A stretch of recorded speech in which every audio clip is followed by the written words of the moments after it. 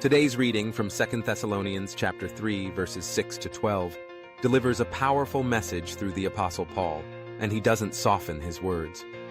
Drawing upon the authority of the Lord Jesus himself, Paul offers a command, not a mere suggestion. He is deeply earnest, his tone deliberate, his warning unmistakable. The well-being of the early Christian community in Thessalonica is at stake. Before we continue, just a reminder to like this video, subscribe to our channel, and hit that notification bell. By doing so, you'll stay connected and up to date with future content. Now, let's continue delving into 2 Thessalonians chapter 3, verses 6 to 12, and the message God has in store for us. Paul commands believers to keep away from every brother or sister who is idle and disruptive, not living according to the teaching and example the apostles set. This is not out of cruelty or a desire to exclude, but out of love for the unity and health of the body of Christ. The issue at hand isn't about taking a break, enjoying a rest day, or recovering from exhaustion. Paul addresses those who make it a habit to shirk their responsibilities, the idle busybodies. Who are these people Paul warns against?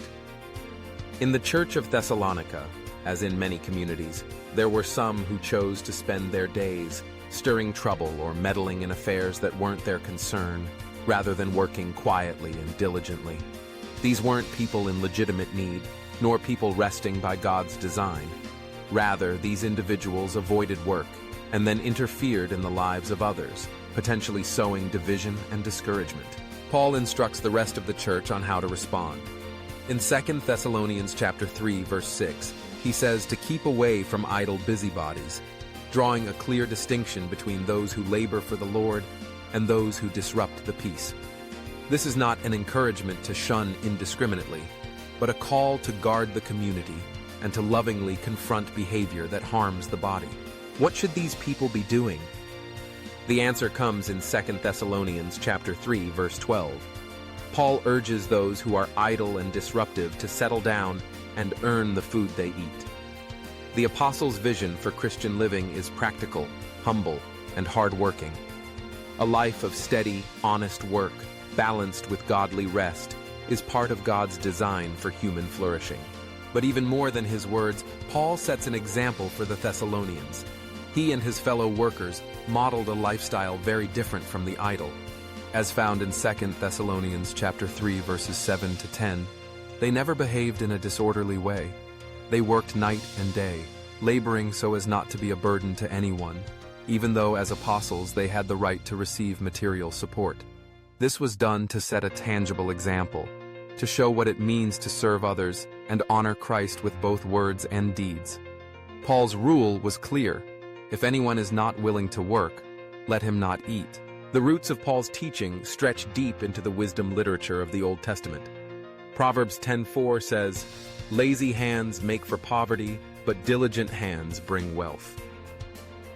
Proverbs chapter 12, verse 24 adds, "Diligent hands will rule, but laziness ends in forced labor." And Ecclesiastes chapter 10, verse 18 observes, "Through laziness the rafters sag, because of idle hands the house leaks." In each of these verses, idleness is not a harmless quirk. It is a liability, materially and spiritually, to oneself and the community as a whole. Idleness is a serious challenge for any community, and especially the church. Why is it such a concern? Because God designed his people to contribute to each other's lives. When a member chooses idleness, it places unnecessary strain on others and can lead to unrest, envy, and stagnation. Worse, habitual idleness, camouflaged as busyness with other people's affairs, distracts from the mission of the church. But we must be careful not to confuse idleness with rest. God himself commands us to rest. It's built into creation. Exodus chapter 20, verses 8 to 11 reminds us that Sabbath rest isn't just a suggestion, but a law. God worked for 6 days and rested on the seventh.